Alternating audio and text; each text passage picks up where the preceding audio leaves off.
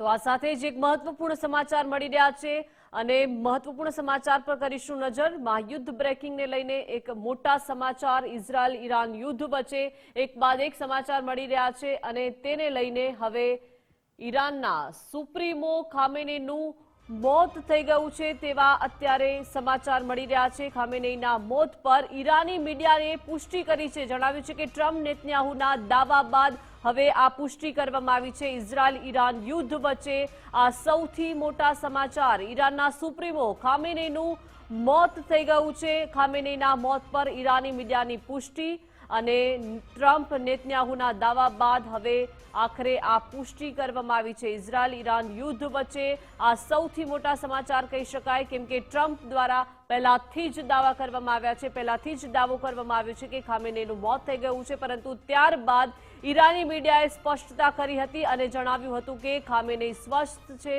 સારા છે।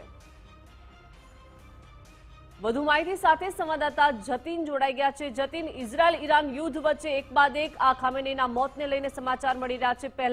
થોડીવાર પહેલા જ ઈરાને પુષ્ટિ કરી હતી કે ખામેનેઈનું સ્વાસ્થ્ય સારું છે, પરંતુ હવે જે સમાચાર મળી રહ્યા છે કે ઈરાનના સુપ્રીમોનું મોત થઈ ગયું છે। બિલકુલ દીપિકા, જે રીતે સૌથી પહેલા તો ઇઝરાયલના જે પીએમ છે બેન્જામિન નેતન્યાહુ, તેમણે દાવો કર્યો હતો કે ઈરાનના સુપ્રીમો માર્યા ગયા છે અને તે બાદ અમેરિકાના જે રાષ્ટ્રપતિ છે ડોનાલ્ડ ટ્રમ્પ, તેમણે પણ દાવો કર્યો હતો કે જે ઓપરેશન કરાયું છે તેમાં ઈરાનના સુપ્રીમ લીડર આયતુલ્લા ખામેનેઈ માર્યા ગયા છે। અને હવે ઈરાની મીડિયા જે છે, ઈરાની પ્રેસ મીડિયા, તેમણે પોતે પણ આ વાતની પુષ્ટિ કરી દીધી છે કે ઈરાનના સુપ્રીમો જે છે ખામેનેઈ, તેમનું મોત થઈ ગયું છે। એટલે કે હવે એક સત્તાવાર કહી શકાય કે ખામેનેઈનું મોત થઈ ગયું છે। જે દાવા હતા તે દાવાને હવે ઈરાની મીડિયાએ પણ પુષ્ટિ કરી દીધી છે। જે રીતે ગઈકાલે ટ્રમ્પે કહ્યું હતું કે ખામેનેઈ જે ઇતિહાસનો સૌથી ક્રૂર વ્યક્તિઓમાંનો એક છે અને તેનું મોત થઈ ગયું છે, તેવો એક મોટું નિવેદન ટ્રમ્પે આપ્યું હતું। સાથે જ ટ્રમ્પે ઈરાનની જે જનતા છે તેમને કહ્યું હતું કે તેઓ રસ્તા ઉપર ઉતરીને પોતાનો દેશ પાછો લઈ લે, કારણ કે તે માનતો હતો કે ખામેનેઈ પોતાના દેશને ગુલામ બનાવી દીધો છે અને હવે તેને જનતાને કહ્યું છે કે હવે તમારો દેશ તમે પાછો લઈ લો, તેવું એક કહ્યું હતું। રાષ્ટ્રપતિ જે છે અમેરિકાના ટ્રમ્પ, તેણે ટ્રુથ સોશિયલ જે પ્લેટફોર્મ છે તેના પર એક પોસ્ટ કરી હતી અને કહ્યું હતું કે ઈરાનનો જે સર્વોચ્ચ નેતા છે અલી ખામેનેઈ, તેનું મોત થઈ ગયું છે। અને હવે જે ઈરાનની પ્રેસ મીડિયા છે તેમણે આ વાતનો પુષ્ટિ કરી દીધી છે। ટ્રમ્પે ગઈકાલે કહ્યું હતું કે ઇઝરાયલની સાથે મળીને તેમણે એક ખૂબ જ સટીક અને એક કહી શકાય કે ગુપ્ત ઓપરેશન કર્યું હતું અને આ ગુપ્ત ઓપરેશનમાં ખામેનેઈ અને તેની સાથે બીજા અન્ય કેટલાક નેતાઓના પણ મોત થઈ ગયા છે તેવો દાવો કરવામાં આવ્યો હતો। અને આ જે સૈન્ય કાર્યવાહી છે તેમાં ઈરાનનું જે સંરક્ષણ તંત્ર છે, ઈરાનનું જે રક્ષા તંત્ર છે, તેને ખૂબ જ મોટું નુકસાન પહોંચ્યું છે। ટ્રમ્પે ગઈકાલે જે કહ્યું હતું કે ઈરાનની જે IRGC એટલે કે રેવોલ્યુશનરી ગાર્ડ છે, સેના છે, પોલીસ છે, તેના કોઈ પણ સભ્યો હવે લડવા માટે નથી માંગતું અને અમેરિકાની માફીની માંગ કરી રહ્યું છે, તેવો ટ્રમ્પે ગઈકાલે દાવો કર્યો હતો। અને આ દાવા માત્ર ગઈકાલે દાવા હતા, પરંતુ આ જ વાતને હવે ઈરાની મીડિયા દ્વારા પુષ્ટિ મળી ગઈ છે। અને જે રીતે કહી શકાય કે પહેલા બેન્જામિન નેતન્યાહુનો દાવો હતો, ત્યારબાદ ટ્રમ્પનો દાવો હતો અને હવે ઈરાની મીડિયાએ જે પ્રમાણે દાવો કર્યો છે તે પ્રમાણે આ વાતને પુષ્ટિ મળી ગઈ છે। દીપિકા જી જતીન, આભાર વિગત સાથે જોડાયા તે બદલ। તો આપણી સાથે રક્ષા મંત્રી અને રિટાયર્ડ કેપ્ટન જયદેવસિંહ જોડાઈ ગયા છે। જયદેવસિંહ, સ્વાગત છે ગુજરાત ફર્સ્ટમાં। એક બાદ એક ગઈકાલથી જ દાવા થઈ રહ્યા હતા કે ઈરાનના સુપ્રીમોનું મોત થઈ ગયું છે ખામેનીનું। હવે તો ઈરાને પણ પુષ્ટિ કરી દીધી છે અને ઈરાનમાં પણ 40 દિવસની શોક યાત્રા જે છે તેને પ્રસ્તાવ જાહેર કરવામાં આવ્યો છે। હવે ખામેનીના મોત પર હવે વિશ્વ પર આની કેટલી અસર જોવા મળશે? બહુ જ મોટી અસર જોવા મળશે। ગઈકાલની રાત્રે જે રીતે આપણે હમલાઓ જોયા એ બહુ ટાર્ગેટેડ હતા। ગઈકાલ સવારથી ઇઝરાયલ ટાર્ગેટેડ હુમલા કરી રહ્યું હતું અને આવી રીતે હજી પણ હું એમ જ હજી કહીશ કે હજી પણ આ ખામેનીના મૃત્યુના સમાચારને આપણે હજી વધારે પુષ્ટિની રાહ જોઈએ। એટલા માટે જરૂરી છે કે અમેરિકાએ કહ્યું છે, પણ હજી જેમ હંમેશાને માટે અમેરિકા પુરાવા આપતું હોય છે એવા પુરાવા નથી। કદાચ જે રીતના એટેક છે એમાં પુરાવા શક્ય નહીં બને। ઈરાનમાં લોકો સેલિબ્રેટ કરી રહ્યા છે એ ઘણું મોટું પ્રમાણ કહેવાય, એટલે એ ઘણું મોટું પ્રમાણ છે. પણ તેમ છતાં ખામેની હવે સત્તાના સૂત્રો તેના હાથમાં નથી. મૃત્યુ કેવી રીતે થયું, કેમ થયું એ પછીની વાત છે, પણ એના હાથમાં સત્તાના સૂત્રો ન હોવા એ સીધો સંકેત છે કે હવે ઈરાનમાં રેજીમ ચેન્જ તરફના ચક્રો ગતિમાન થઈ ગયા છે.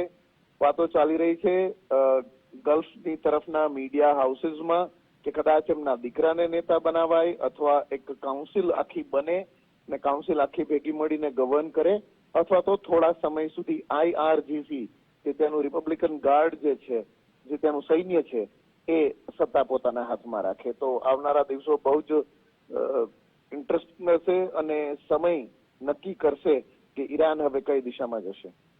સર, હવે આ યુદ્ધ કયા તરફ વળી શકે? કેમ કે હવે ઈરાનના સુપ્રીમો લીડર હતા, તેમનું મોત થઈ ગયું છે. હવે ઇઝરાયલ ઈરાન યુદ્ધને આપ કઈ રીતે જોઈ રહ્યા છો? IRGC ઘણું મજબૂત છે. હજી પણ જે લોકો પણ કહી રહ્યા છે ઈરાન વિશે, એ જ કહી રહ્યા છે કે ઈરાન બહુ જ મજબૂત રાષ્ટ્ર છે. એમની પાસે અઢળક બેલિસ્ટિક મિસાઇલો છે, સારું સૈન્ય પણ છે, અને આ IRGC જેની આપણે વાત કરીએ છીએ એ કદાચ વધારે વફાદાર છે ગલ્ફના કોઈ પણ રાષ્ટ્ર કરતા. ઈરાનની બાજુમાં જ ઈરાક, એના ઉપર જયારે હુમલો થયો, સદ્દામ હુસેન પર હુમલો થયો, ત્યારે ઈરાકી સૈન્ય ભાગ્યું હતું, એવા ઘણા દાખલાઓ છે. આવું ઈરાનમાં નહીં થાય એવું કહે છે. એટલે જે રીતે ગલ્ફ વોર 2 સમયે ઈરાક પર જે થયું ને જેમ છીટપુટ થોડી થોડી લડાઈ ચાલતી રહી, એમ કદાચ ખામેનીના સમર્થકો, એના લોયલિસ્ટ હજી પણ પોતાના લેવલની લડાઈ ચાલુ રાખશે એવું માનું છું. જયદેવભાઈ, હવે માનવામાં આવતું હતું કે સુપ્રીમો લીડર ખામેની ખૂબ જ શક્તિશાળી હતા. હવે વિશ્વભર આની કેટલી અસર જોવા મળી શકે છે? કેમ કે અમેરિકા, ઇઝરાયલે સાથે મળીને આ યુદ્ધ પ્રહાર કર્યા અને ખામેનીનું મોત થયું. બહુ જ મોટા પ્રતિઘાતો પડશે.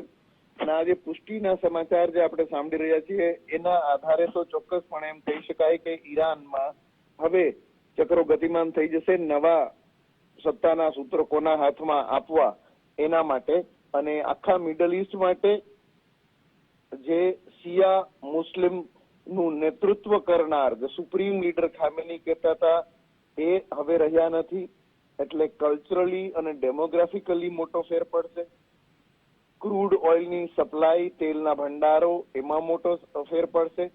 પરમાણુ શક્તિ અને પરમાણુ હથિયારો હસ્તગત કરવા માટે જો સંભવિત પ્રયત્નો એ કરતા હતા તો તે પણ અટકી જશે. અમેરિકા દ્વારા ઈરાન ઉપર, ઈરાની નાગરિકો ઉપર લદાયેલા કેટલાય બધા સેન્કશન, જે પ્રતિબંધો છે, એ હટશે. એટલે નાગરિકો ખુશ થશે. અને નેચરલી જો આ લડાઈ આ રીતે લડાણી અને હવે જરા ઓછી થશે લડાઈ, તો ક્રૂડ ઓઇલના ભાવ પણ ઘટે, એનાથી વૈશ્વિક બજારો થોડી સ્ટેબલ થાય, શેર માર્કેટ સ્ટેબલ થાય અને ક્રૂડ ઓઇલનો સપ્લાય વધુ સરળતાથી મળતો થાય. બધા આઉટકમ્સ થઈ શકે. જી બિલકુલ, આભાર ગુજરાત ફર્સ્ટ સાથે જોડાયા તે બદલ. એટલે કે અમેરિકા ઇઝરાયલ યુદ્ધમાં આ સુપ્રીમ લીડર ખામેનીનું મોત નીપજ્યું છે. સાથે સાથે દીકરી, જમાઈ, પોત્રી, પુત્ર વધુ પણ માર્યા ગયા હોવાના અત્યારે અહેવાલો મળી રહ્યા છે. અને કાટમાળમાંથી મૃતદેહ મળ્યા છે. ઈરાની મીડિયાએ આ દાવો કરી દીધો છે. ઇઝરાયલ અને અમેરિકાએ શનિવારે ઈરાનમાં રાજધાની તહેરાન સહિત અનેક શહેરો પર હુમલા કર્યા અને અમેરિકી રાષ્ટ્રપતિ ડોનાલ્ડ ટ્રમ્પે દાવો પણ કર્યો હતો કે આ હુમલામાં ઈરાનના સુપ્રીમ લીડર આયાતુલ્લા અલી ખામેનીનું મોત થઈ ગયું છે. અને હવે તો ઈરાને પણ આ પુષ્ટિ કરી દીધી છે.